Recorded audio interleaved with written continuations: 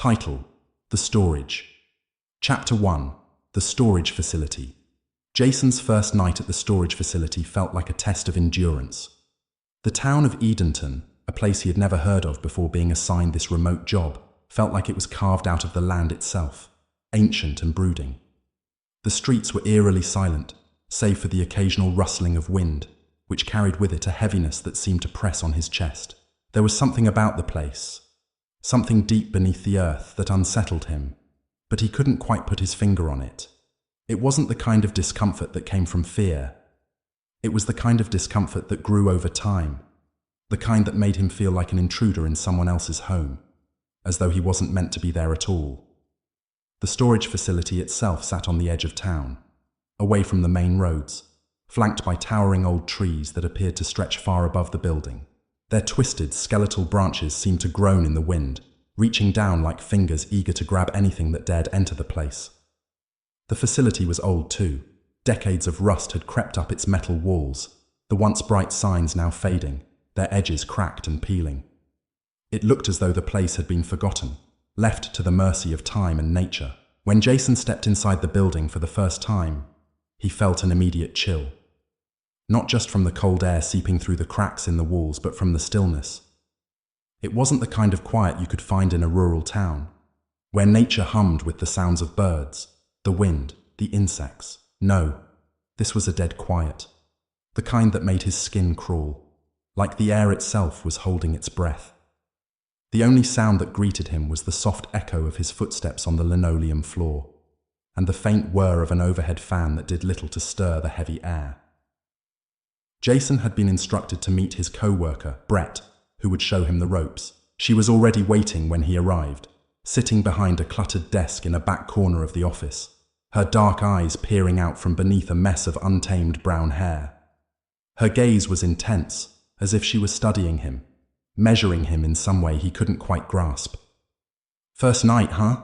Brett said, her voice low, almost a whisper, as if the room itself demanded she speak softly. Her words carried a peculiar weight to them, an odd tone that made Jason's spine tighten. "Yeah," Jason replied, forcing a smile. "First shift. Not much to it, I imagine. Just lock up, check the units, the usual." She didn't smile back. Instead, she studied him a moment longer, her gaze lingering too long. Then, with a subtle motion, she nodded toward the row of storage units in the back of the facility. "Mostly, yeah, but keep your eyes open. The place can get strange at night." Jason didn't know if it was her cryptic tone, or the way her words hung in the air, but something about what she said made him uneasy. The flicker of the overhead light seemed to mirror the unease in his gut. He had heard all sorts of things about places like this. The abandoned warehouses, the storage spaces that no one rented out, the strange people who would come in and out under cover of night. But he hadn't expected to feel the chill of it so immediately. Brett stood up and stretched, a fluid movement that belied her otherwise tense demeanor. She glanced toward the main floor where the storage units were lined up in neat rows. A few of them were rented, but most stood empty, their doors closed like silent sentinels. "Don't get too comfortable," she said, her voice colder now, almost too casual. "There are some rules around here. We don't talk about what's in the units, for one thing. Not to customers, not to each other. And there's one unit, well, it's better if you just stay away." Jason raised an eyebrow. "Which one?" Brett's expression hardened, her eyes narrowing. She glanced at the row of storage units and then back at him. "Unit number 27. Don't go near it. Don't open it. It's been here longer than the rest. And trust me, you don't want to know what's inside." Her tone was final, and she turned away quickly, almost as if she didn't want to acknowledge the words she had just spoken. Jason's curiosity sparked. "What's in it?"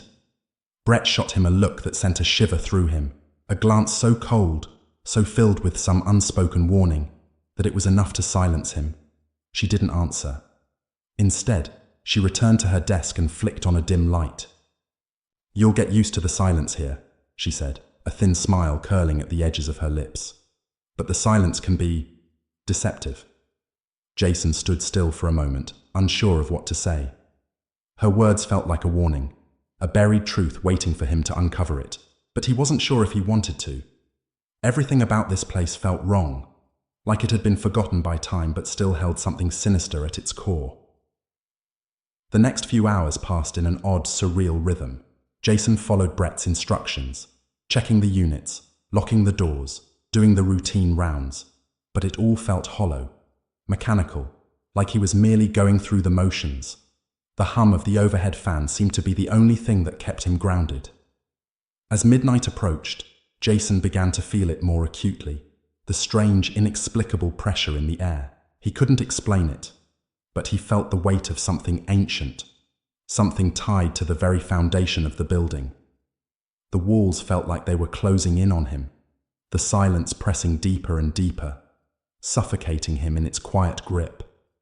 He found himself glancing toward unit number 27 more than once, despite Brett's warning. There was something magnetic about it, something that made him want to uncover its secret. It was a strange sensation, like being drawn toward the edge of a cliff, knowing you shouldn't look down but feeling an irresistible urge to do so anyway. At around 2 a.m., with the fog rolling in thick and heavy outside, Jason walked toward the back of the building. The light above flickered once again, casting long, eerie shadows along the walls. As he passed unit number 27, he felt a strange sensation crawling up his spine, as though something inside was watching him. He stopped for a moment, his hand hovering near the cold metal door. It was then that he heard it. A faint sound. A whisper, almost imperceptible, like the rustling of paper, or the soft sound of someone calling from a distance. His heart skipped a beat. He looked around, but the facility was empty. The whisper came again. It was coming from unit number 27. Jason's pulse quickened, and his breath caught in his throat. The air felt thick, suffocating. A cold, unnatural chill seeped from beneath the door. For a moment, he stood there, caught between the urge to step away, to turn and leave, and the overwhelming desire to open the door and see what was hidden inside. He reached for the handle, and then the phone rang. The sharp, shrill sound of it broke through the silence, reverberating through the building like a jolt of electricity. Jason flinched, his heart racing. He turned away from the door and rushed back to the front desk, where the phone sat, ringing loudly in the otherwise silent room. He picked up the receiver with trembling hands. "Hello?" he said, his voice breaking the stillness. There was no answer, just the faintest sound of breathing, slow and steady, on the other end of the line. The air in the room grew colder, the shadows deepening as the seconds stretched on. The only thing he could hear was the breathing, coming through the phone like a soft, rhythmic pulse. And then, just as suddenly as it began, the line went dead. Jason lowered the receiver, his hands still shaking. He stared at the phone for a long moment, feeling the weight of the silence return. The whisper from unit number 27 seemed to echo in his mind, louder now, as though the building itself was alive, pressing against him, urging him to open that door. He glanced over at Brett, who was sitting motionless at her desk, her gaze fixed on the floor in front of her. Her expression was blank, distant, as if she were lost in thought. Jason felt a strange unease watching her. He had to know what was in that unit, but as the clock ticked closer to the early hours of the morning, he couldn't shake the feeling that the truth was far worse than anything he could imagine. Chapter 2. The ringing payphone. Jason couldn't shake the feeling that something had changed since that first night at the storage facility. The long, silent hours had become a constant weight pressing down on him. The building was vast, its endless rows of storage units stretching far beyond what he'd initially seen, dark and uninviting. It felt like the entire place was built on a foundation of forgotten things, lost memories, discarded possessions, and secrets buried in the quiet corners of the facility. But there was something more, something he couldn't quite name, that gnawed at him as he walked the hallways that night. Something in the air felt alive, shifting, pulsing beneath the surface. The silence wasn't pure. It wasn't a natural quiet. It felt like it was holding its breath, waiting for something. Jason tried to focus on his duties, following the routine of locking doors and checking units. But as the hours passed, his mind wandered back to the things Brett had told him. The cryptic warnings. The unnerving silence that filled the space between her words. Unit number 27, the dandelions. The odd way she seemed to know more than she let on. And now there was the phone. The ringing payphone. It started on the second night, just like Brett had said it would. Jason had been walking the back aisles, double-checking the locks on the storage units, when the sound of a phone ringing echoed through the empty hall. It was soft at first, like a faraway sound, but the further he walked toward the front office, the clearer it became. He could hear the sharp, insistent ring coming from the small lobby area where the office phone sat. Jason's steps quickened. He reached the front desk in moments, but the phone had already stopped ringing. The silence in the building was suffocating, but for some reason, the faint scent of stale air was now replaced by something colder. The hairs on the back of his neck stood up as he stared at the phone. It sat there, its receiver dangling loosely, as though it had been abandoned in haste. He couldn't remember if the phone had been left off the hook when he arrived. A faint chill filled the room. His mind buzzed with Brett's warning. Never answer it. No good ever comes from it. But the curiosity gnawed at him, like a sharp needle pressing into his ribs. His eyes flicked back to the phone. It was an old model, the kind with a rotary dial. For a brief moment, he could swear the air around it shimmered, and he thought he heard something. Just a whisper, an echo, coming from the receiver. Against his better judgment, Jason reached for it. At the second his fingers wrapped around the receiver, the world seemed to go still. The room fell quiet again, and the air became thick with something he couldn't place. Something ancient. He hesitated, then brought the receiver to his ear. "Hello?" His voice came out shaky, his words hanging in the air unanswered. The silence stretched on, suffocating, pressing in on him from all sides. He was about to hang up, to tell himself it was just the wind, or an old electrical fault, when the voice on the other end spoke. Jason. The name was a whisper, barely audible, but the air around him seemed to tremble with it. His breath hitched, and his grip on the phone tightened involuntarily. The voice wasn't Brett's, wasn't anyone he knew. It was colder, hollower. It felt like it had come from deep underground, from a place where voices should never travel. He couldn't speak. His mind raced, scrambling for any logical explanation, but there was none. The voice was soft, yet it resonated in his bones. It felt as though it was calling him. No, summoning him. "Come back to us, Jason." His pulse quickened as the voice continued, the words sinking into his chest like cold knives. "We've been waiting for you." Jason jerked the receiver away from his ear, dropping it back onto the desk. The sound of the phone slamming into the receiver echoed through the room, sharp and sudden. For a moment he stood frozen, staring at the phone. The words lingered in his mind, repeating over and over. They knew him. How did they know his name? The oppressive silence returned, but this time it felt heavier, darker, like the walls were pressing in from all sides. Jason's heart was still pounding as he backed away from the desk. His breath came in shallow gasps, and his legs felt weak, unsteady beneath him. He needed to get out. He needed to escape this place, but where would he go? The town, the streets outside. It didn't matter. Edenton had a way of holding on to people. It had already claimed him, and now it was calling him back. Was something of the rest of the shift passed in a haze. Jason walked the rows of storage units, barely registering the familiar layout. His mind kept replaying the voice on the phone, the chilling whispers that had followed him since he picked up. He could feel them creeping into his thoughts, twisting around his memories, suffocating him from the inside. When Brett arrived for her shift at the end of the night, Jason didn't say anything about the phone. He couldn't bring himself to. The look in her eyes when he tried to explain would haunt him more than the phone call itself. She would know. She would see right through him. But he knew something now, something that couldn't be ignored. Something had changed. The phone, the voice, the feeling in the air, it was all connected. It wasn't just the storage units that were haunted. It was the town itself. And Jason knew, deep down, that the truth wasn't just hidden in Unit 127. It was hidden in the very earth beneath Edenton, buried in the memories of those who had come before him. He stood there for a long moment, watching Brett move through the back office, her figure a shadow in the dim light.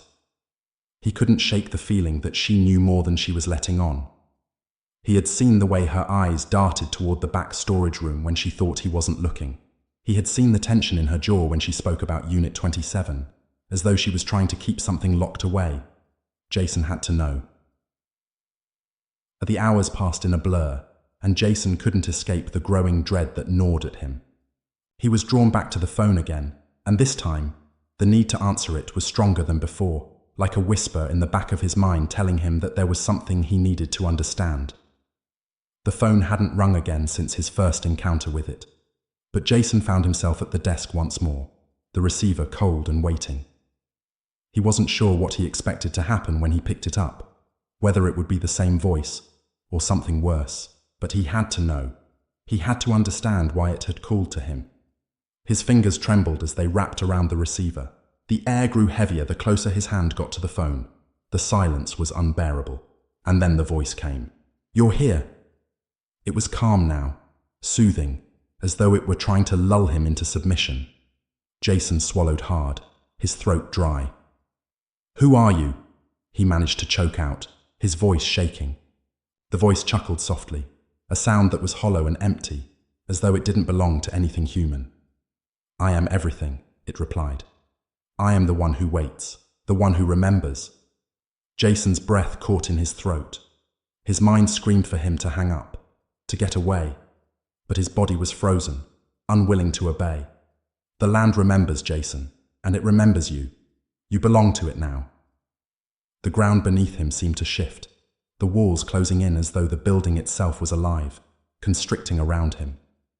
Jason's heart raced, his chest tight, as though he couldn't breathe. The whispers returned, louder now, surrounding him from every direction. "You are a part of it, Jason, and we are a part of you." The receiver slipped from his grasp as the words burned into his mind. The room seemed to close around him, the walls pressing in, the air thick with the presence of something dark, something ancient, something that had always been there, waiting for him. He knew now. There was no escape from Edenton, not from the curse, not from the land, not from the phone calls. And as the room went silent once again, Jason realized that the voice had only just begun to speak. End of chapter 2. In this chapter, the supernatural tension deepens as Jason's connection to the storage facility and its dark past grows stronger. The ringing payphone, with its mysterious voice, acts as a catalyst for Jason's unraveling mental state, and the curse surrounding Edenton begins to manifest more clearly.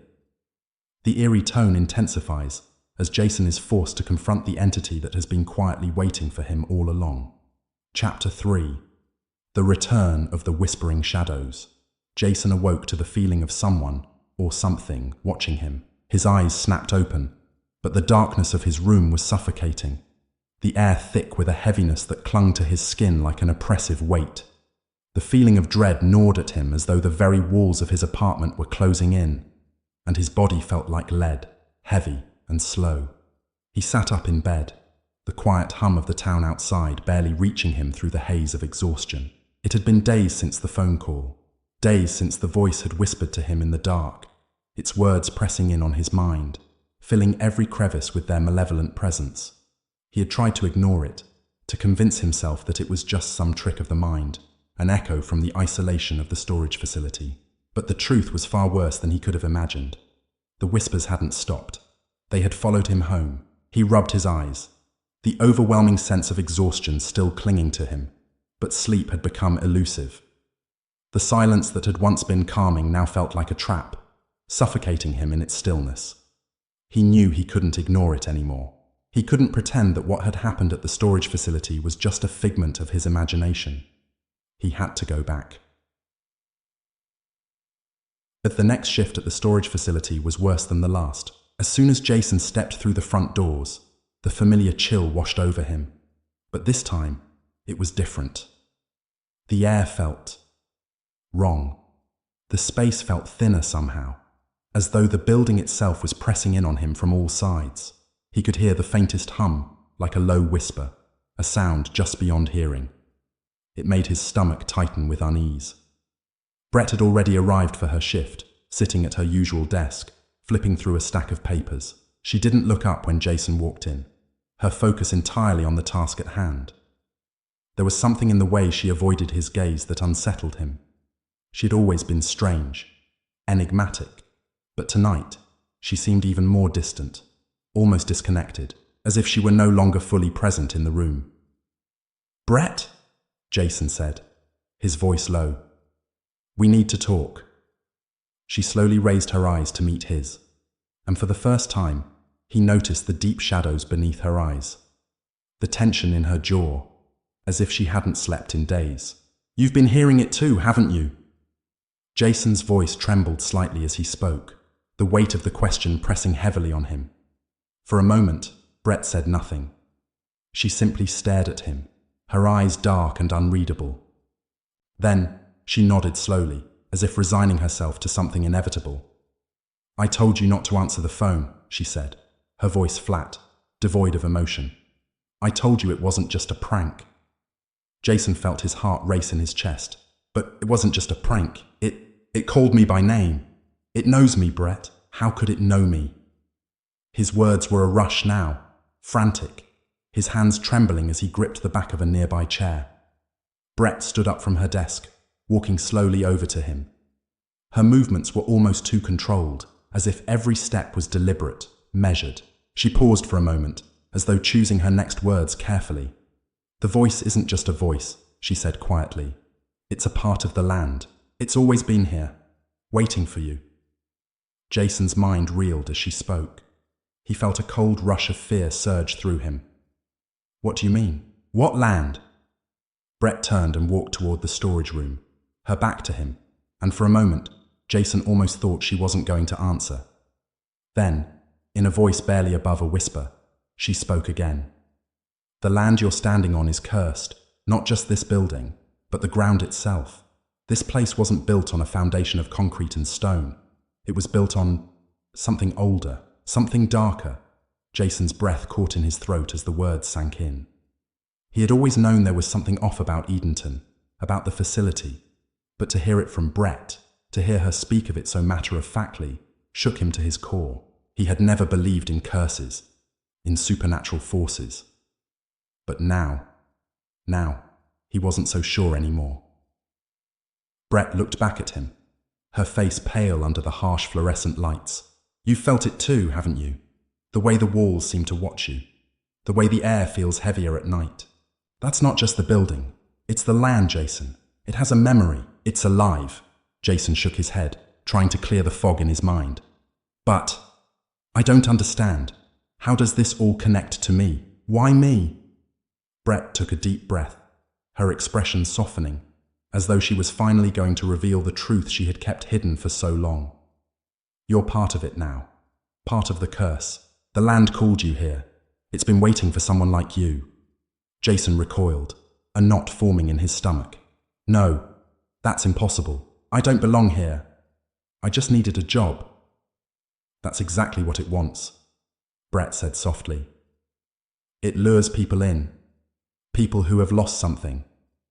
People who are searching for a way to forget. The land feeds on their regrets, their sorrows. It holds them captive, and once it has you, it won't let go." The night wore on in a haze of unease. Jason did his rounds, but everything seemed wrong. The very air around him felt thick and heavy, pressing against his skin, filling his lungs with a suffocating weight. The storage units were quieter than ever, their dark, hollow interiors like empty graves waiting to be filled.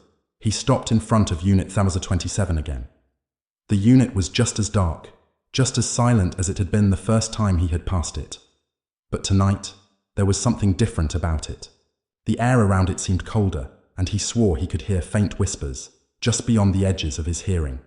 His fingers twitched at his side, and for a moment, he considered opening the door. But something stopped him. Something deep inside him told him that he couldn't open it. Not yet. He turned away, forcing himself to keep walking, but the feeling of being watched lingered, pressing against him from all directions. It felt as though the walls were closing in, the darkness creeping closer with each step. The whispers, now louder and more distinct, followed him through the aisles, echoing in his mind. "You can't hide from it. You're part of it now." The words twisted and writhed in his head like serpents, curling around his thoughts, suffocating him. Then later that night, as Jason sat in the small office at the front of the facility, the phone rang again. This time, it wasn't the eerie, distant ring from before. It was sharp, insistent, demanding his attention. He glanced toward the desk, his fingers hovering over the receiver. "Don't answer it." The warning echoed in his mind, but the compulsion to pick up the phone was overwhelming. His hand shook as he reached for it, the plastic cold beneath his fingertips. He brought it to his ear, heart pounding in his chest. "Hello?" he said, his voice trembling. The line was dead silent for a moment, the air thick with anticipation, and then the voice came again.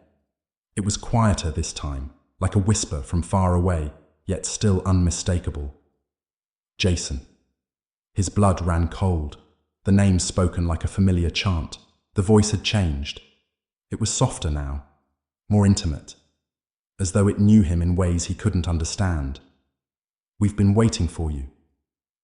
Jason's heart skipped a beat, and for a brief, fleeting moment, he thought he felt something reach out from the phone.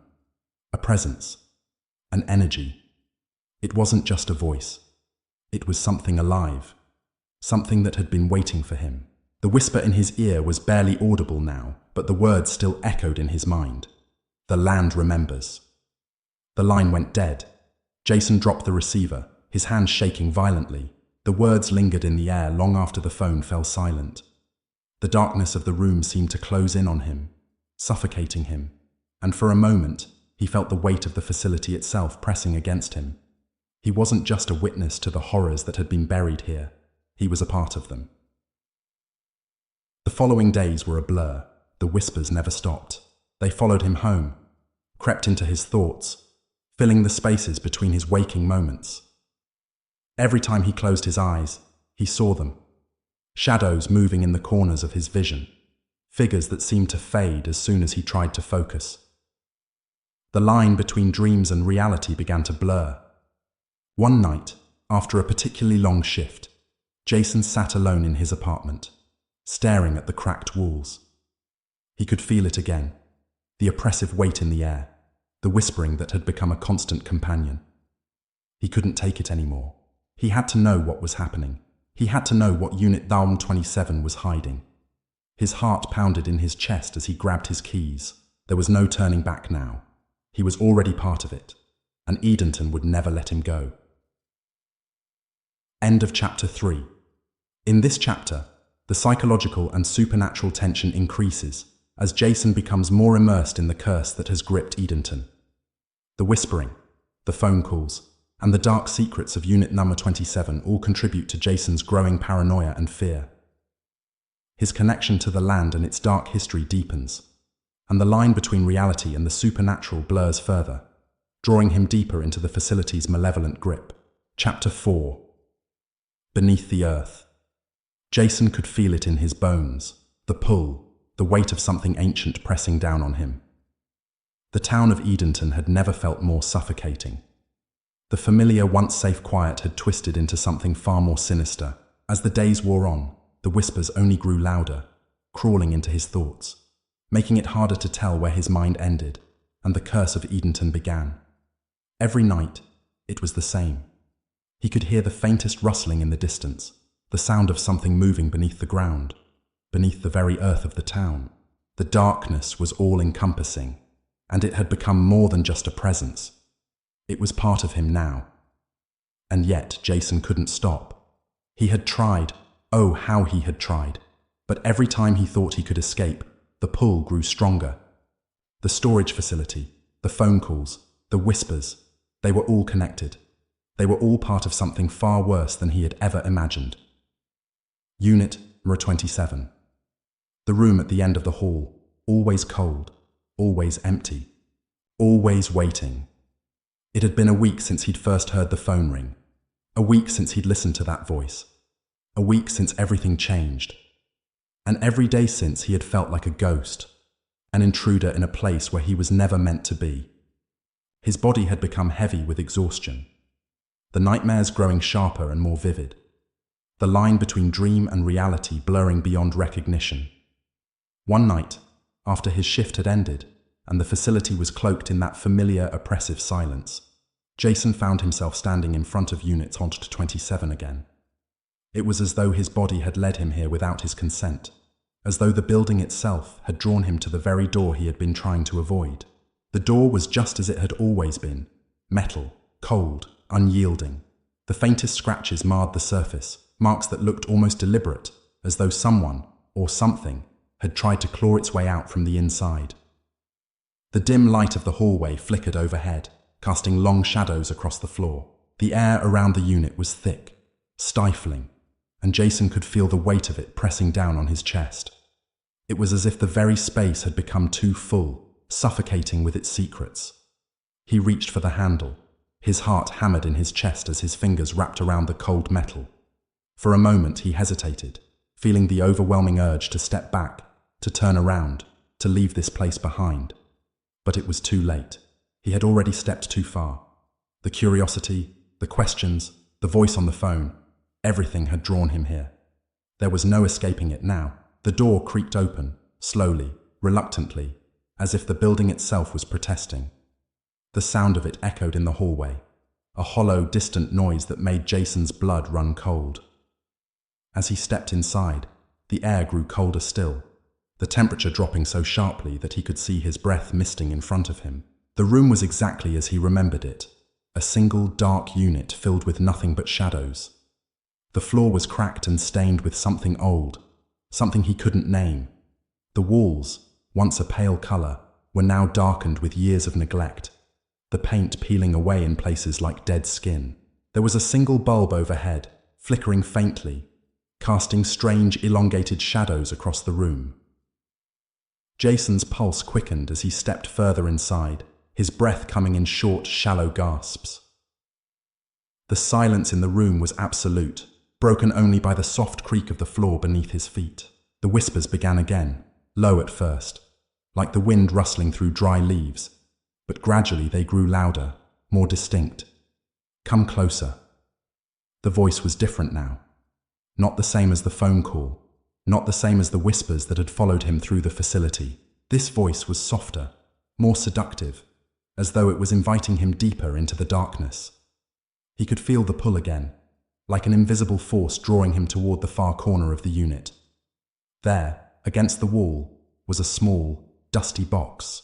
It sat in the shadows, almost hidden from view, as though it were trying to remain unnoticed, trying to stay buried. Jason moved toward it, compelled by something deeper than fear. His fingers trembled as they brushed against the lid of the box. It was small, wooden, old, with intricate carvings that seemed to swirl in patterns Jason couldn't understand. The carvings seemed to shift in the dim light, like they were alive, constantly moving. He opened the box. Inside, there was nothing but a small, folded piece of yellowed paper. Jason's heart pounded as he unfolded it, the paper crackling in his hands. The words were written in a hurried, almost frantic scrawl, the ink smudged in places as if the writer had been trembling. "I wish to be free. I wish to leave this place, this land. I wish it would let me go. But I cannot escape. No one can. We are all bound to it. We are all tied to it." Jason's blood ran cold. The words were chilling, like a scream from the past, a cry for help that had never been heard. He felt a chill sweep over him, and for the first time since he had stepped inside, he realized that something was terribly wrong. The whispers had stopped. The air had thickened. The shadows in the corners of the room seemed to move. "Jason," the voice whispered again. But this time, it wasn't coming from the phone. It was coming from everywhere. The walls seemed to bend toward him, the room itself closing in on him, the shadows stretching longer, deeper. "You've opened it. You've opened the door. You can't go back now." Jason's breath hitched as the room seemed to warp around him. The floor beneath his feet was no longer solid. It felt soft, spongy, like he was sinking into it. The walls shifted, bending like rubber, warping into grotesque shapes that seemed to leer at him from the corners of the room. The whispers began again, louder this time, like a cacophony of voices, each one speaking over the other, layering on top of each other in a chaotic frenzy. The sound was deafening, overwhelming. He couldn't think, he couldn't breathe. The walls seemed to close in on him, suffocating him. "We are here, we are waiting, we have always been waiting." The shadows in the room grew darker, thicker, until they seemed to take on form. A figure appeared in the corner, a dark, indistinct shape that loomed over him. It was tall, slender, its form twisting and shifting like smoke in the air. Jason's heart raced as the figure moved toward him, the darkness surrounding it like a cloud, suffocating, consuming. "You should never have come here," the voice murmured. It was the same voice, but now it felt different, as though it was speaking from within him. "You are ours now. You belong to the land." Jason's legs gave way beneath him, and he collapsed to the floor, his breath coming in sharp, ragged gasps. He couldn't move, couldn't speak. The air was too thick, too heavy. The darkness pressed in around him, closing in, suffocating him. The last thing he saw before everything went black was the figure in the corner, its face still hidden beneath the shadows, its eyes glowing like embers in the dark. Jason awoke in his apartment hours later, drenched in sweat, his heart racing in his chest. The room was silent, but the air still felt thick, oppressive. He sat up quickly, gasping for breath, his mind reeling. Had it all been a dream? Had it been the stress, the exhaustion? But when he glanced down at his hand, he saw it, dark, dried blood on his palm. And in his mind, he heard it again, the voice, whispering softly, "You belong to the land now." Jason stood shakily, his legs still unsteady beneath him. He knew what he had to do. The facility, the whispers, the dreams. They weren't just figments of his imagination. They were real, and the curse had already taken hold of him. He had no choice now but to go back, to finish what he had started. The land would never let him go. End of chapter 4. In this chapter, Jason's descent into the supernatural forces tied to Edenton deepens. The cursed storage facility reveals its full power, and the land itself begins to claim him. The boundaries between the living and the dead blur, and Jason is left with no escape from the ancient darkness that has been waiting for him. The tension builds to a fever pitch, leaving Jason at the mercy of the malevolent forces that bind him to the town. Chapter 5. The Hollow Memories. The fog had returned to Edenton that night, thicker than it had ever been. Jason felt the weight of it pressing down on him the moment he stepped outside, like the world had grown too heavy to bear. The air, damp and oppressive, seemed to swallow everything, leaving him in a void where nothing existed except the thick white mist and the cold grip of fear that clung to his skin. His breath came in quick, shallow gasps, his chest tight as he walked toward the storage facility. It had been a few days since he had confronted the shadows in Unit 27, since the voices had echoed in his mind, since the whispers had crawled beneath his skin. Jason had tried to push it all aside, to tell himself it had been a dream, a trick of his exhausted mind. But every time he closed his eyes, the darkness returned. The whispers, the shadows, the presence that had been waiting for him. And now it was no longer a question of what was happening to him. It was a matter of when it would consume him completely. The storage facility stood before him, a looming, lifeless monument to the curse that had haunted this town for centuries. The lights flickered as he approached, casting strange, elongated shadows across the empty parking lot. He felt the ground shift beneath him, the earth itself trembling with a low, resonating hum that seemed to pulse in his bones. The whispers were louder now, urgent, as though the land itself was calling to him, pulling him into its depths. Jason's steps were heavy as he entered the building, the cold air biting at his face. The silence that greeted him was different this time. It wasn't just the usual stillness of the storage facility, the kind that made the walls seem alive, breathing in the dark corners. No, this was a silence that clung to the air, a suffocating pressure that seemed to wrap around him like a shroud. As he walked down the long aisles of storage units, the sense of being watched intensified. The feeling crept up his spine, sending a chill through his body, as though invisible eyes were following his every move. The air was thick, stifling, and the whispers were constant now, speaking to him, calling to him in a language he couldn't understand, but one that felt all too familiar. He turned the corner and stopped in his tracks. Unit Number 27. The door loomed before him, its metal surface cold and unyielding. He could feel the presence inside, pushing against the walls, begging to be let out. The whispers grew louder, more urgent, as though something inside was desperate to make itself known. The floor beneath his feet seemed to hum, vibrating with a dark energy that reverberated through his bones. He reached out, his hand trembling as it hovered near the handle. For a moment, he hesitated, his mind screaming at him to turn away, to leave this place behind. But it was too late. He had already opened the door once, and now there was no going back. The door creaked open with a groan, as if the building itself was reluctant to allow him entry. Jason stepped inside. The room was exactly as he remembered it, dark, cold, and empty. The floor was cracked and stained, the walls covered in a thin layer of dust. The air inside was thick with the scent of something old, something decayed. The shadows in the corners of the room seemed to stretch farther than they should, as if they were alive, reaching out to claim him. But it wasn't just the room that had changed, it was something else, something deeper. The energy in the room felt different.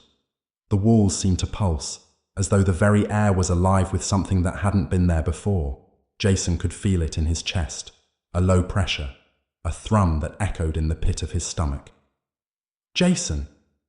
The voice came from nowhere, soft and familiar, as if it was coming from the very walls themselves. He froze. His name, the voice, he knew that voice, but how? He hadn't heard it in years. "You've come back." Jason's heart pounded in his chest as he turned around. The room was still empty, but the shadows seemed to move, to shift in unnatural ways, like they were bending toward him. The air grew colder, heavier. The voice was closer now, closer than ever before. "You shouldn't have opened the door." His breath hitched in his throat. He felt a cold hand on his shoulder, a touch so real, so tangible, that it froze him in place. His skin crawled, every nerve in his body screaming for him to turn and run, but he couldn't move. The hand was too real, too strong. The whispers swelled around him, a cacophony of voices that clawed at his mind, filling his ears with the sound of things that were never meant to be heard. Jason's head spun as he tried to make sense of it all. The walls were closing in now, the shadows surrounding him, tightening around his chest until he couldn't breathe. He staggered backward, his legs giving out beneath him. The floor beneath him was no longer solid. It was soft, yielding, like wet earth, and with every step, he sank deeper into it, as if the very ground was swallowing him whole. He cried out, his voice lost in the storm of whispers, as the darkness pressed in on him, suffocating, consuming. The walls seemed to bend toward him, and he felt himself being pulled into the void. And then, the darkness pulled him under. Jason awoke with a start, his heart racing, his body drenched in cold sweat. He gasped for breath, his chest heaving as he struggled to push the nightmare away. The room around him was dark, silent, but it felt wrong. The air was too still, too heavy, as though the world outside had stopped moving. His fingers trembled as he wiped the sweat from his brow. Had it been a dream? He tried to steady his breathing, his mind reeling from the images that still clung to the edges of his thoughts, the whispers, the voice, the sensation of being pulled into the ground. He sat up, his legs swinging off the side of the bed, the coldness of the floor seeping into his feet. He glanced around the room, his eyes darting from one shadow to the next, half expecting something to leap out at him, to drag him back into the darkness. But nothing moved. The room was still. It was only when he looked down that he saw it. A small, dark smudge on his palm. Jason stared at it for a moment, his heart sinking into his stomach. The mark was faint but unmistakable. A stain, a shadow, something that shouldn't be there. It was as though it had been left by something that had touched him, something that had marked him, branded him. He felt his skin crawl as he rubbed at it, but it wouldn't come off. It was like the stain had soaked into him, into his very flesh. And then he remembered. The ground had felt soft in Unit Sector 27. Wet, like earth, like it was pulling him into it. He looked around the room again, but there was nothing. No sign of the nightmare that had just consumed him. He stood up shakily, moving toward the window, pushing the curtains aside to reveal the darkened street outside. The fog had returned, thick and impenetrable, covering everything in a ghostly veil. He couldn't see past the edge of the building, but he could feel it. The presence. It was there, waiting for him, lurking just beyond his vision. Jason ran his fingers through his hair, trying to push the panic down, trying to keep his breath steady. The whispers were back, creeping at the edges of his mind. He could hear them, faint at first like the wind, but they were growing louder. The voices were calling him again, urging him to come back, to come home. "We're waiting." The words reverberated in his head like a drumbeat, a rhythm that he couldn't escape. He had no choice now. The land was already inside him. The darkness was already growing, consuming, swallowing him whole. He was a part of it now, and it would never let him go. Jason turned away from the window and walked toward the door. The whispers followed him, the voices growing louder, more insistent. His pulse raced as he stepped into the hallway, his hand trembling as he reached for the door handle. The storage facility was waiting, and there was no turning back. End of chapter 5. This chapter delves deeper into Jason's psychological unraveling as the supernatural elements intensify. The line between dream and reality continues to blur, and the land's influence on him grows stronger. The whispers, the shadows, and the curse that binds him to the town are becoming impossible to ignore, pulling him toward a terrifying confrontation with the forces at play. Chapter 6. The whispers beneath the fog had become a constant companion in Edenton. Thick, choking, and unrelenting, it crept into every crack of the town, curling into alleyways, crawling through windows, and seeping under doors. It was as if the fog itself was alive, twisting and shifting with a purpose, pressing in on Jason from all sides. It clung to his skin, filling his lungs with its dense, musty air. Every step he took felt heavier than the last, as if the weight of the fog was pulling him down, deeper into the town's unspoken history. Jason stood in front of the storage facility, the familiar, oppressive structure looming before him. It had been several nights since he had opened Unit the 27.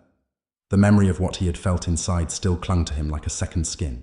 The whispers, the darkness, the sensation of something pulling him toward the earth, toward the void beneath the building. He couldn't shake the feeling that he had uncovered something he wasn't supposed to, something that was never meant to be found. The building stood before him like a tomb, its dark, metal exterior gleaming faintly in the dim light. The air around it was thick, suffocating. He could hear the faint hum of the building, like the low buzz of electricity running through the walls, feeding the darkness inside. Every nerve in his body screamed at him to turn away, to walk back into the safety of the town. But he couldn't. He was already too far in. The doors of the storage facility opened with a groan, the sound reverberating through the empty halls. Jason stepped inside, the air thick with the same familiar suffocating silence that had haunted him from the moment he had started working here. The building was cold, unnaturally so, and the stillness wrapped around him like a shroud. The whispering had intensified since his last encounter with Unit Number 27, the voices creeping into his mind, growing louder, more insistent. He could hear them now, faint but distinct, like murmurs at the edge of his hearing. "Jason! Jason!" The whispers followed him as he moved deeper into the building, a constant nagging presence that tugged at the edges of his sanity. The words were muffled, almost as if they were coming from behind thick walls, buried beneath the earth itself. He had tried to block them out, to ignore them, but now they felt more like a command, a plea from the very land that had consumed him. He passed the rows of storage units, each one identical to the last. They loomed in the dim light, silent sentinels, waiting for something, or someone, to fill them. But it wasn't the empty units that called to him. It was Unit Number 27. Jason's heart pounded as he approached the door again.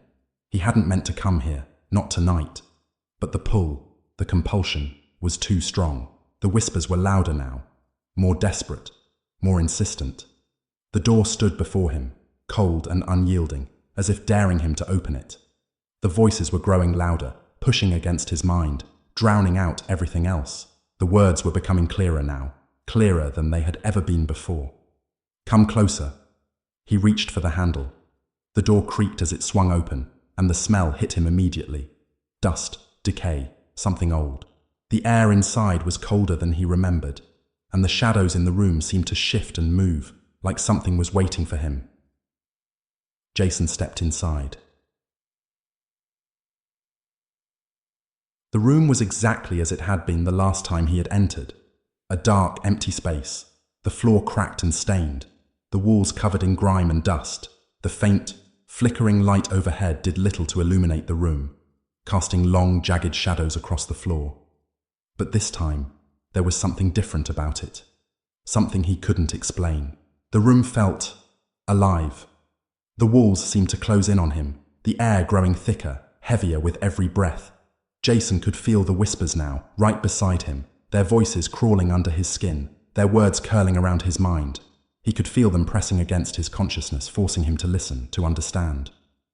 "You've opened the door," the voice whispered. "You can't close it now." Jason's pulse quickened as he turned toward the far corner of the room. The shadows there seemed deeper than they should be, stretching far beyond the light. And in the corner, half hidden in the darkness, was something he hadn't seen before. A figure. It was tall, too tall. Thin, like a shadow stretched out of shape, its form barely visible in the dim light. The figure was not solid, not fully real, but it moved with an unnatural grace, its limbs stretching too long, too far. Jason's breath caught in his throat as the figure stepped closer, its outline becoming clearer. The voice came again, this time louder, more distinct. "We have been waiting for you." Jason staggered backward, his heart pounding in his chest. His mind screamed at him to run, but his legs felt like they were made of stone.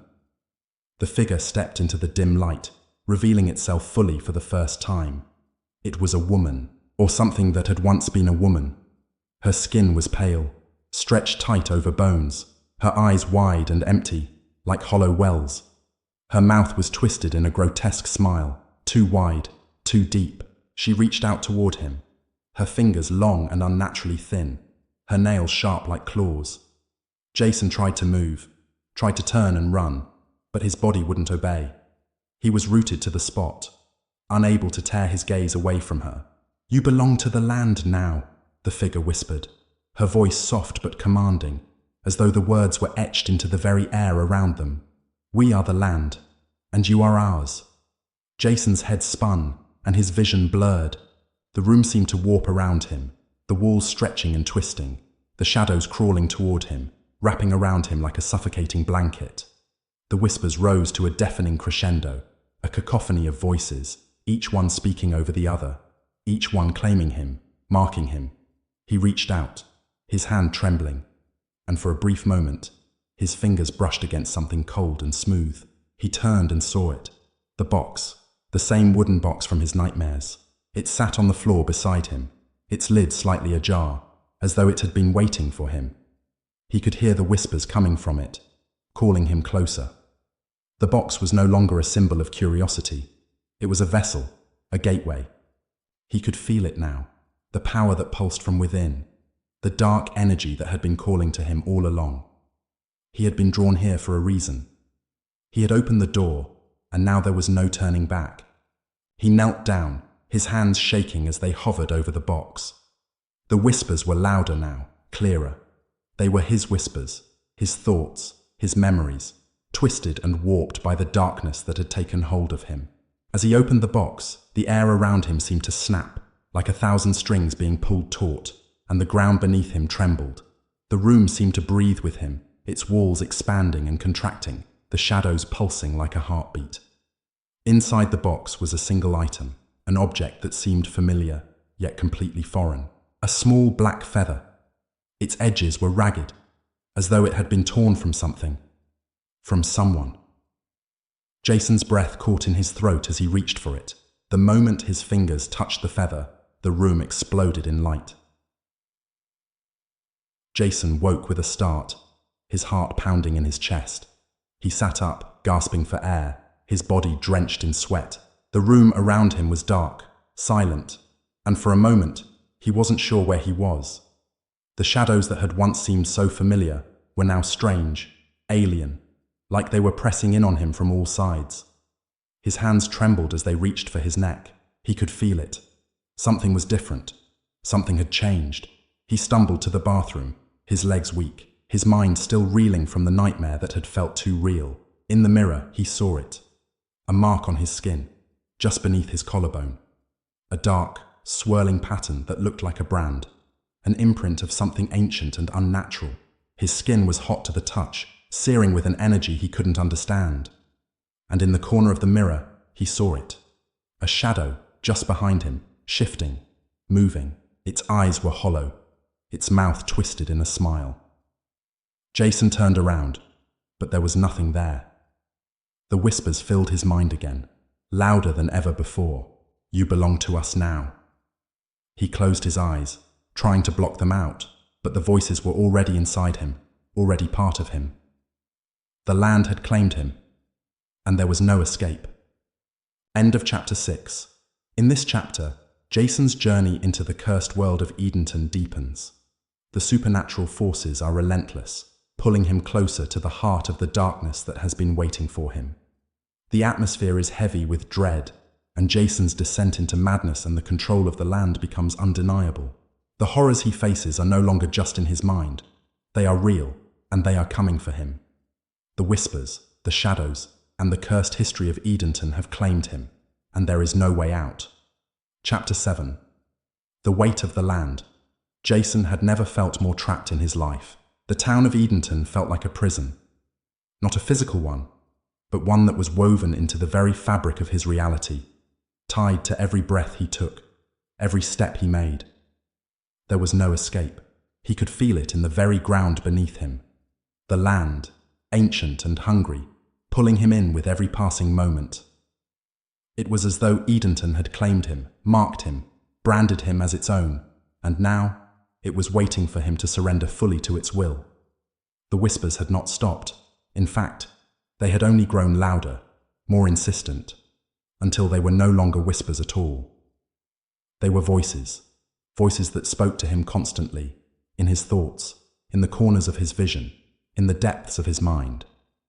The voices of those who had come before him, those who had been claimed by the land, by the curse that lingered in Edenton like a stain that could never be washed away. The land had a memory. It remembered every soul that had been lost, every person who had vanished into its depths, never to be seen again. Jason was now part of that memory. He could feel it in his bones, in the way the air seemed to cling to him, the way the shadows seemed to stretch longer, deeper, as though the darkness itself was alive, waiting for him to fall into it. That night, the fog was heavier than usual, pressing in on the town like a suffocating blanket. Jason stood at the edge of the storage facility parking lot, staring out into the mist-shrouded darkness. He had been walking for hours, but his mind was still foggy, his thoughts fragmented, as though something was pulling at the edges of his sanity. The facility loomed behind him, its walls stretching high into the night, casting long, twisted shadows across the ground.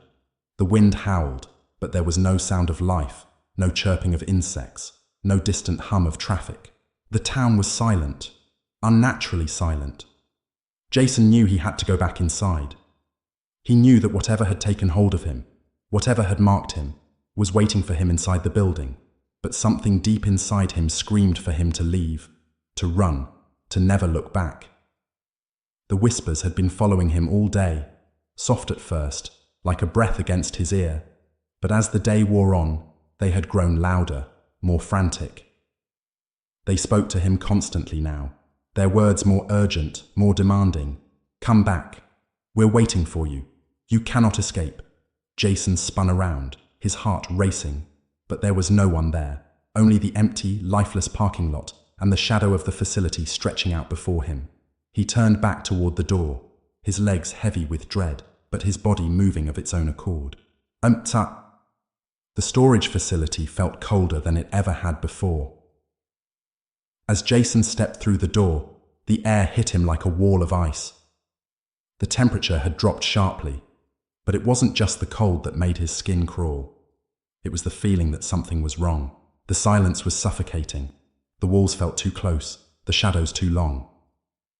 As he walked down the hall toward the back office, he noticed something different, something new. The lights flickered. Yes, something that had happened before. But this time, there was something more. Something beyond the faulty wiring. The lights seemed to pulse with an eerie rhythm, almost as though they were responding to the beat of his heart, syncing with the growing tension in the air. He reached the back office and found Brett sitting at her desk. She didn't look up as he entered, her hands folded in front of her as if she were waiting for him to come to her. "Brett," Jason said, his voice tight. "I don't know what's happening. The whispers, they won't stop. I can feel it, Brett. The land. It's calling to me." She finally looked up at him. Her eyes were hollow, sunken, like something had been draining her life force for weeks. Her expression was blank, her lips pressed into a thin line. "You've opened the door," she said softly, her voice distant, detached. "The land has claimed you. There's no going back now." Jason's breath caught in his throat. "What do you mean? How do I?" "The land remembers," she interrupted, her voice low, almost a whisper. "It remembers all those who have come before you, and it knows you. It knows your regrets, your fears, your pain. That's how it feeds, Jason. That's how it claims you." Jason felt his chest tighten, his heart racing. "I don't understand. What does it want from me? What's going to happen to me?" Brett stood slowly, her movements stiff, unnatural. She stepped toward him, her eyes locked on his, her face filled with something that was neither fear nor pity, but something worse, something cold, resigned. "It doesn't want anything from you," she said, her voice colder now. "It already has you. The only question now is whether you'll give yourself fully to it, or whether you'll resist." Jason stepped back, his mind reeling. "No," he said, shaking his head. I can't just accept it. I'm not going to become part of this." Brett took a step forward, her expression softening, almost pitying. "It's too late for you, Jason. You've already been marked. You've already opened the door. And now, you can't close it." Jason felt a sudden pressure in his chest, a weight that was pushing against him from all sides. The air grew thicker, colder, and the whispers grew louder, until they were no longer whispers at all, but shouts, screams, filling his head, drowning out everything else. "You belong to us. You cannot escape. We have been waiting for you." The walls around him seemed to bend and warp, the shadows stretching toward him like living things, reaching out to pull him into the dark. He stumbled backward, gasping for air, his hands grasping at the walls for support. But the room around him seemed to spin, the ground shifting beneath him. He could feel the floor giving way, the earth beneath his feet softening, like he was sinking into it, into the very soil of Edenton. And then, the ground opened. A rift, deep and dark, like an endless chasm, tore through the floor of the facility. Jason fell forward, his hands slipping against the slick surface, and before he could catch himself, he was tumbling into the abyss. His body was weightless, falling through the darkness, the whispers still echoing in his mind. "We are the land, and you are ours." Jason's eyes snapped open. He gasped for air, his heart pounding in his chest. The room was dark, too dark, suffocating, pressing in on him from all sides. He sat up quickly, his hands shaking, his breath ragged, but he wasn't in the facility anymore. He wasn't in his apartment. He was outside, in the middle of a field, standing in front of a massive stone structure. The air was thick with fog, the ground beneath him soft and yielding, like wet earth. The whispers surrounded him, coming from every direction, pulling him toward the stone monument. It was ancient, carved with symbols he didn't recognize, with patterns that seemed to move as if they were alive. The whispers grew louder, more frantic. This is where it all begins. Jason's legs moved of their own accord, carrying him forward, his body no longer obeying his will. He could feel the ground beneath him shifting, the earth opening beneath his feet, pulling him deeper into its grasp. His feet were sinking into the soil, his body becoming part of the land, part of the curse. And then, He saw it. A figure in the distance, standing beneath the stone monument, bathed in an otherworldly light. It was tall, shadowed, its form flickering like a flame. Its eyes gleamed in the darkness, hollow, empty. The figure stepped forward, its presence filling the space around him. "You've come," it whispered. Jason opened his mouth to speak, but no words came out. The air was thick with the weight of the land, and as the figure moved closer, he realized he had been here before. This place, this monument, it was part of him, part of the curse. "You belong to us now," the figure whispered, its voice echoing in his mind, drowning out everything else. Jason closed his eyes, feeling the earth beneath him, the weight of the land pressing in, consuming him. And then, everything went black. End of chapter 7. This chapter escalates the tension and psychological horror surrounding Jason's connection to Edenton. The voices, the whispers, and the overwhelming presence of the land are now undeniable, and Jason is drawn deeper into the curse that has claimed the town. The supernatural forces tighten their grip on him, leaving him no choice but to accept his fate or be consumed entirely. The land has marked him, and there is no turning back. Chapter 8. The Return to the Abyss. The earth was quiet, but it was a wrong kind of quiet. It felt thick, suffocating, like the whole world was holding its breath, waiting for something, or someone, to break the silence. Jason's feet moved across the ground, heavy and unsteady, as if the very soil beneath him was trying to swallow him whole. His chest tightened with each step, each breath he took, as the weight of the land pressed in on him. The air was cold, damp, and thick with something ancient, something that he could feel crawling beneath his skin. The fog, ever present, clung to the edges of his vision, obscuring everything around him. It was like being trapped in a dream, but the dream was starting to feel too real. Jason could no longer tell where his thoughts ended and the whispers began. They were everywhere now, surrounding him, filling the air, curling around his mind, tugging at his consciousness like invisible threads. "Come closer," they whispered. "You belong here." He didn't want to listen. He didn't want to be here, but he couldn't stop. The pull of Edenton, the pull of the land itself, was undeniable. Jason had tried to resist. He had tried to push the thoughts out of his mind, to convince himself that everything was just some horrible dream, that it wasn't real. But deep down, he knew it was. He had felt it. Felt the darkness when he opened unit number 27.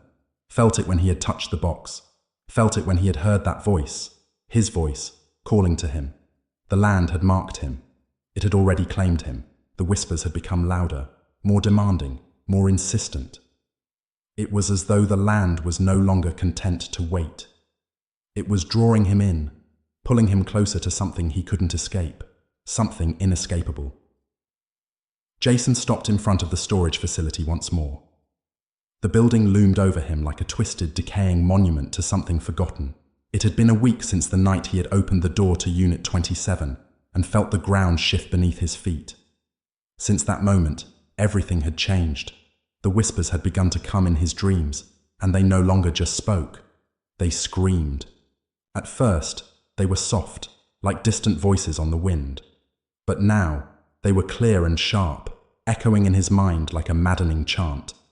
It was as if they were pulling him towards something buried beneath the earth, something waiting to be released. He couldn't shut them out anymore. He could feel the weight of the land, of the town itself, pushing him toward the building.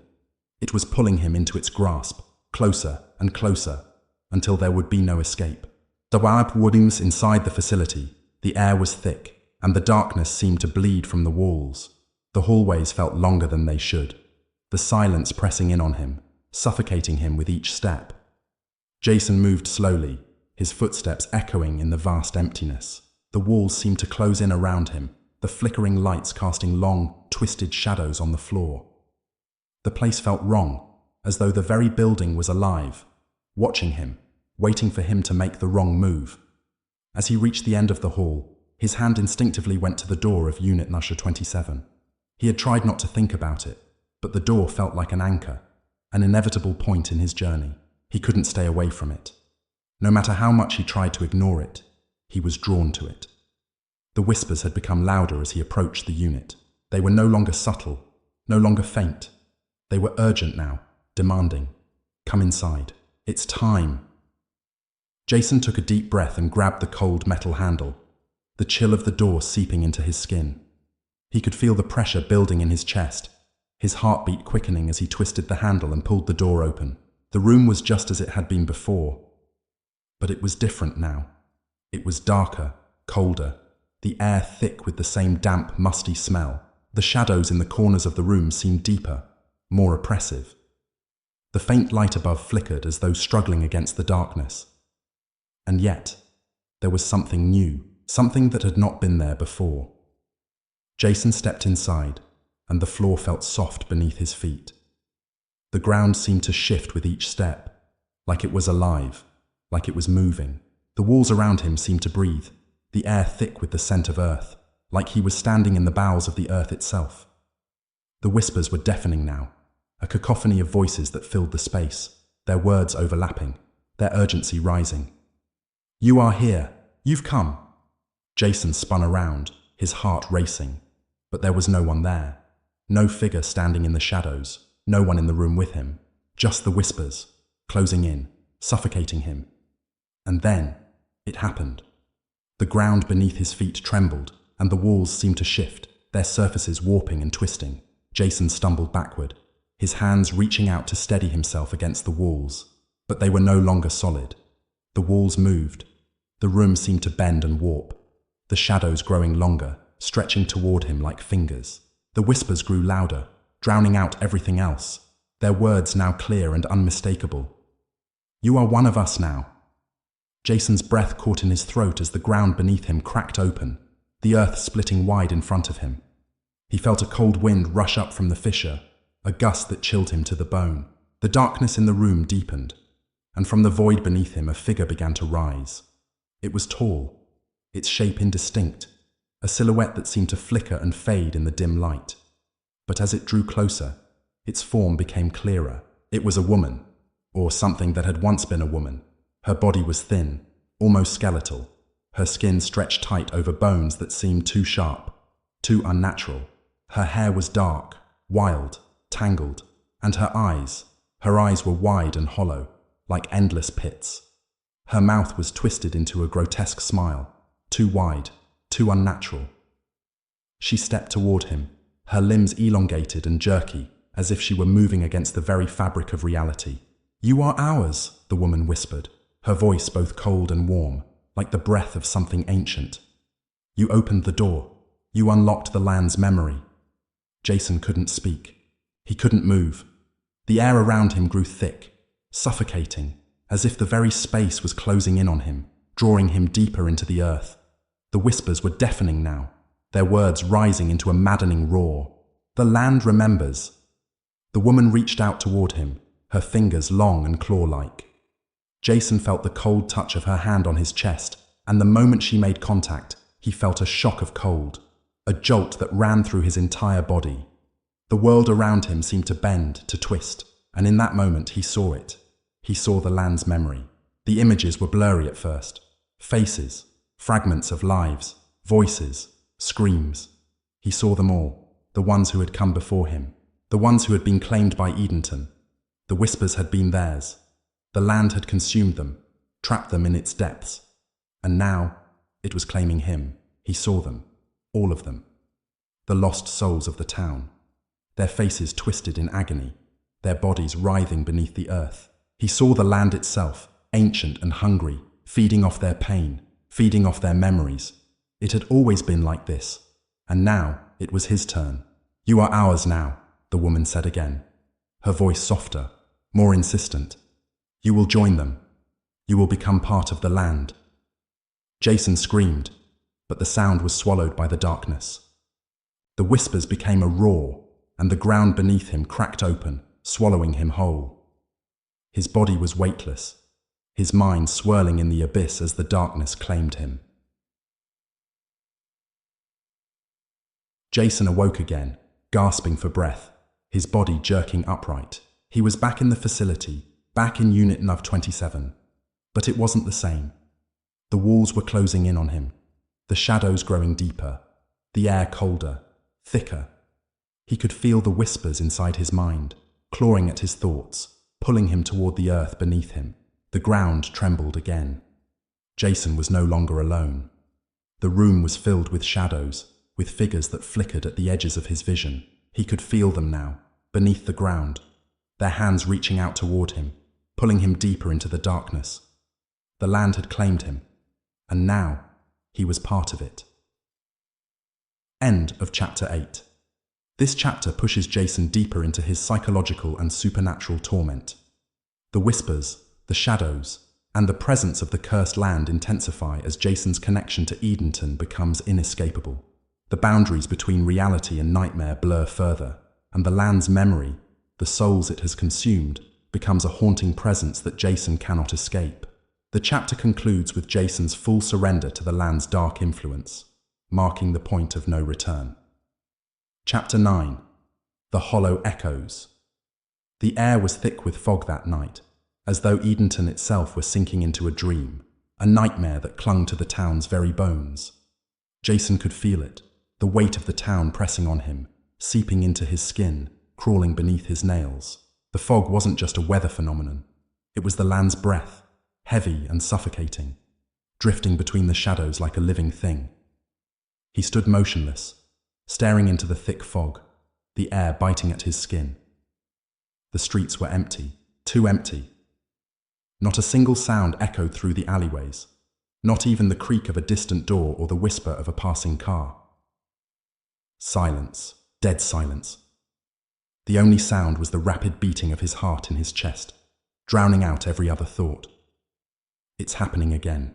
Jason didn't know what had brought him back here, to the storage facility, to this cursed place. He had tried to escape, to break free from the pull that had latched onto his very soul. He had tried to leave Edenton, but the land always had a way of drawing him back. His feet had carried him back here, back to where it all began, the door to Unit NUV 27 waiting for him. It wasn't just the whispers this time. The voices too had changed. They no longer just spoke. They screamed, clawing at the edges of his sanity, tearing away his grip on reality. Each whisper, each command gnawed at his mind, urging him to return, to give in to what awaited him inside the dark, hollow walls of the storage facility. It was as though the land itself was alive, aware of him, aware of the part he now played in its unholy ritual. He couldn't run anymore. Not from the land, not from the whispers. Jason's steps were heavy as he moved forward, drawn toward the facility as though some invisible force was pulling him in. The door opened before he even touched it, groaning on its hinges, eager to welcome him back. The familiar, suffocating cold inside the building greeted him like an old friend. The silence, the shadows, the smell of dampness and decay. He moved through the hallways like a sleepwalker, his mind foggy, but his body already knowing the way. It had always known. The very walls seemed to pulse with an energy that felt wrong, unnatural, as though the building was breathing with him, sucking the life out of him with each step. The faint hum of the overhead lights was the only sound that filled the silence, but it didn't feel reassuring. It felt like a warning, like something watching him from the shadows. The whispers were growing louder. He could hear them now like a chorus of voices, each one speaking at once. Their words were broken, distorted, but their meaning was unmistakable. You are ours. You belong here. Jason's heart raced as the coldness in the air intensified, as though the very atmosphere around him had thickened, become heavier. Every breath he took was a struggle, as if the air itself was trying to drown him. He reached the door to Unit NUV 27. The door seemed to gleam in the dim light, beckoning him, daring him to open it. The whispers had become almost unbearable now, the voices clamoring in his mind, filling every corner of his thoughts.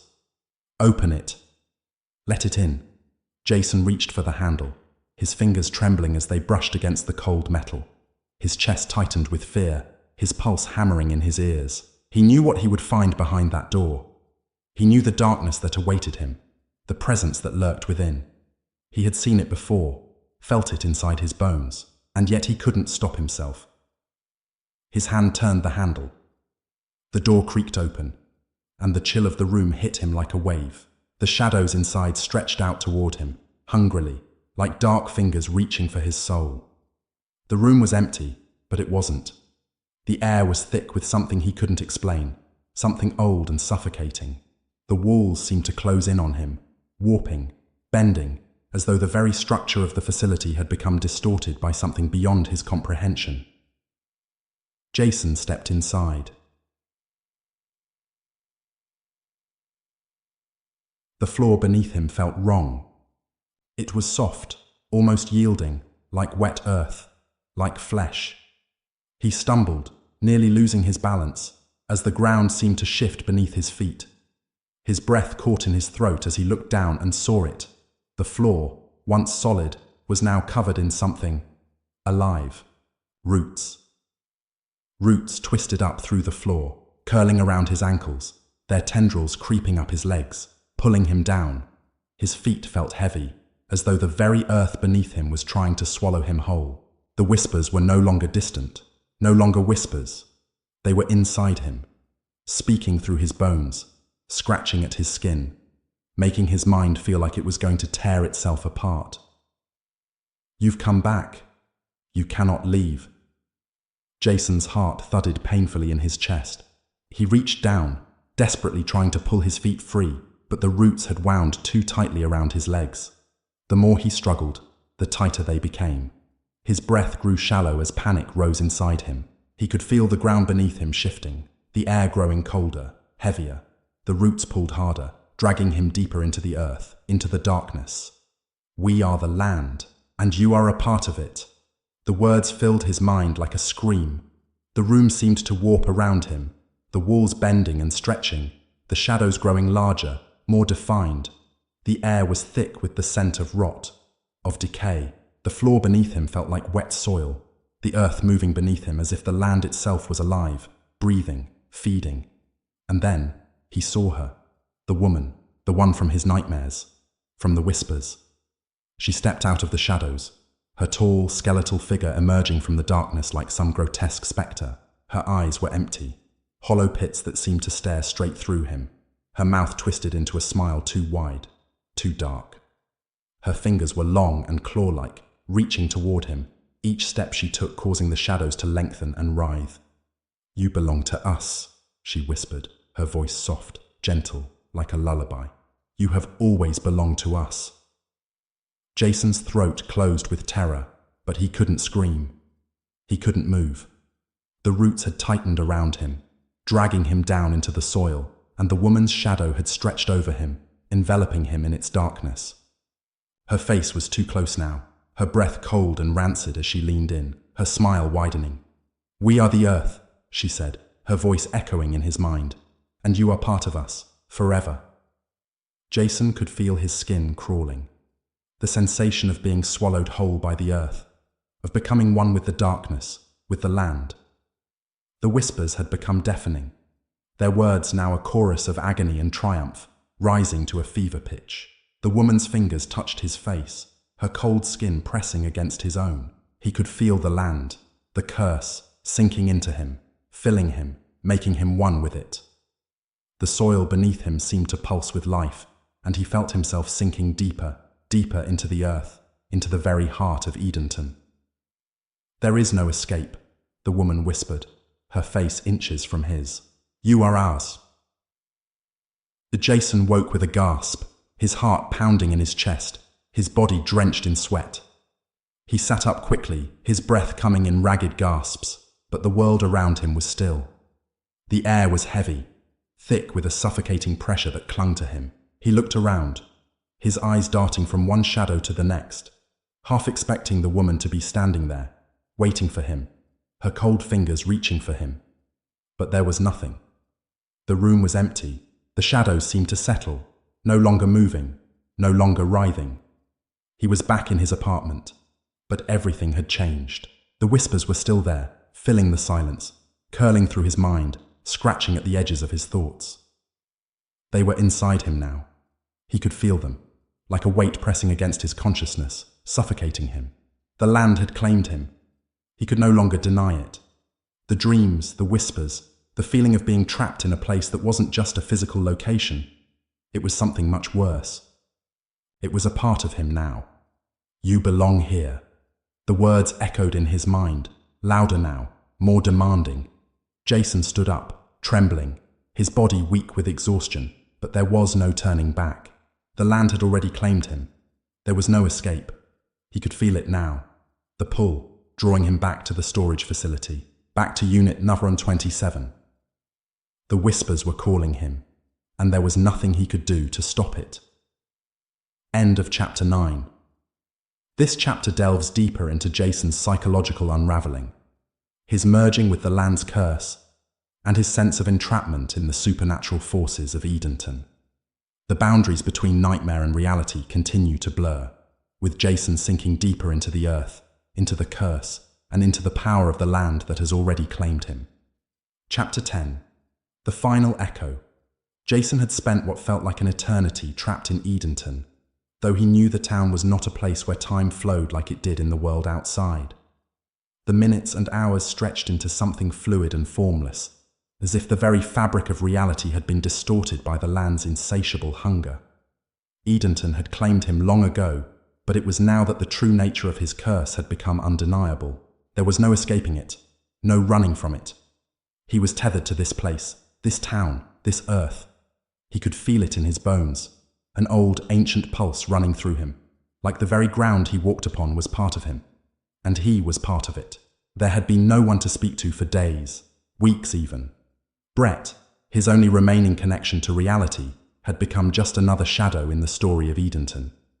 The woman from his dreams, no, from his reality, had taken over his thoughts entirely. She was the face of the land, the first face, the one who waited in the dark places, in the forgotten corners of the world.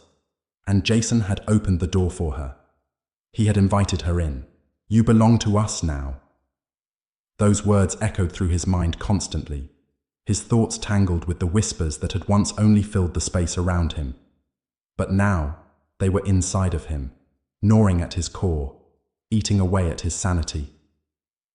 The land had called to him, and it had woven itself into the deepest parts of him. No matter how much he tried to fight it, no matter how desperately he tried to shut it out, it was always there, always creeping closer, wrapping around him like the vines that had come to life beneath his feet. It wasn't a curse, not anymore. It was a truth. Jason felt it that night more than ever. The land pulsed with power, the echoes of 1,000 souls buried beneath the earth. He could hear them now, hear their calls rising with the wind. The air was thick with their voices, their agony, their desperate pleas. They had been waiting for him, waiting for someone who could finally break the seal, finally open the gates that had been shut for so long. And now that the door had been opened, there would be no more waiting. The whispers were louder than ever. Jason could feel them in his chest, in his heart. They filled the room, filled his mind, until they were the only thing that existed. He had stopped trying to block them out. There was no point. There was no escape. And the storage facility stood before him once again, its dilapidated form a reminder of the curse that had claimed this place. The wind howled through the cracks in the walls, and the door groaned, as if it was alive, like the facility itself had become a breathing entity, waiting to devour him whole.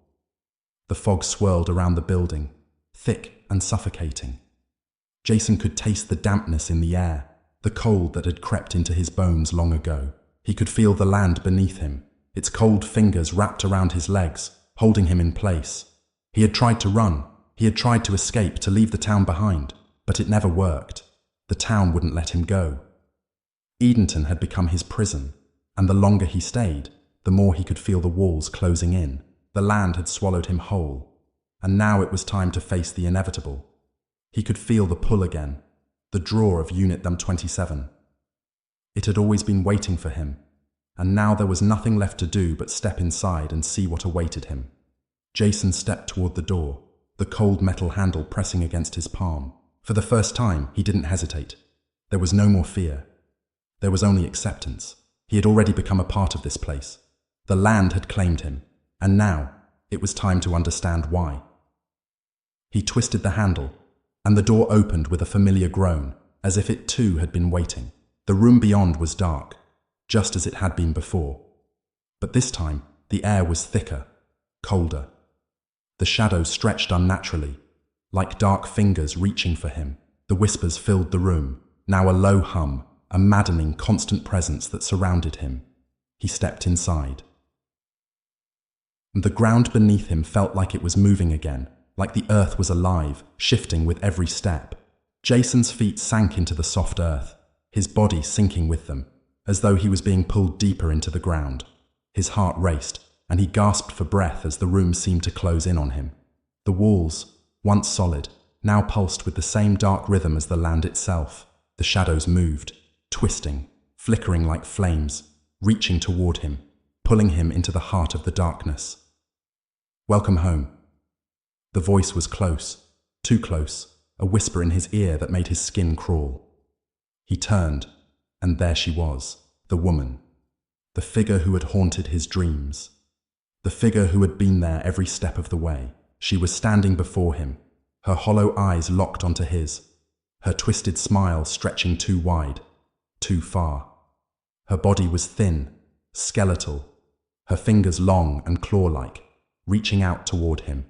She stepped forward, and the ground beneath her seemed to shift, like the earth itself was bowing to her presence. "You've opened the door, Jason."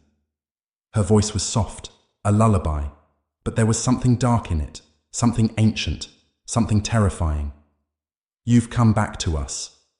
Jason's legs trembled, but he couldn't look away. He didn't want to look away. Something inside him longed for it, longed for the release. "You've always been one of us. We've been waiting." She reached out and touched his face. Her fingers were cold, freezing, like ice on his skin. But he didn't pull away. He couldn't. The land had claimed him, and now he was its. He was no longer just a visitor to Edenton. He had become part of it. He had always been part of it. The walls shifted again, the shadows warping and contorting, the room bending around them as though the very fabric of reality was collapsing. Jason could feel the ground beneath him giving way, the earth sinking, pulling him deeper into the void. The whispers filled the space, louder, louder, until they became a deafening roar. And then, everything stopped. The woman's face was inches from his now. Her eyes were empty pits, her smile twisted into something that seemed both familiar and alien. "You are ours." Jason closed his eyes. The land had swallowed him, and now there was nothing left but the darkness. The earth was alive, the land was alive, and he was part of it. When Jason opened his eyes again, the world was still, silent. But it wasn't the silence of peace. It was the silence of waiting. The earth around him seemed to pulse, like the beating of a heart beneath the soil. The whispers were gone now, replaced by something darker, something deeper. The woman was no longer standing before him. Instead, he was alone in the room, surrounded by shadows that now felt like old friends, an embrace that was both suffocating and comforting. He was still in Unit Number 27, but it was different now. The walls seemed closer, as though they were pressing in on him from every direction. The room felt alive, vibrating with something beyond comprehension. The shadows had become his only company, moving in rhythm with his own heartbeat. And beneath it all, the earth continued to hum, its voice deep and ancient. Jason took a step forward, his feet sinking deeper into the earth beneath him. His breath came in ragged gasps, but he didn't move away. He didn't want to move away. The ground shifted again, and this time Jason felt it. The call, the land's call. It was no longer a whisper. It was a roar, a scream, filling his ears, crashing through his thoughts, breaking through the walls of his mind. "You are one of us." Jason took another step. The earth had swallowed him, and there was no escaping. He was a part of it. The land had claimed him, body and soul, and he would never leave. Not now. Not ever. End of Chapter 10. Final chapter. In this chapter, Jason fully surrenders to the land, to the ancient forces that have claimed him. The boundaries between him and the town of Edenton, between the living and the dead, between the waking world and the nightmare, collapse entirely. The supernatural force of the land consumes him, marking the end of his journey, not with an escape, but but with a horrifying acceptance of his fate. The land has claimed him, and now he is one with it forever.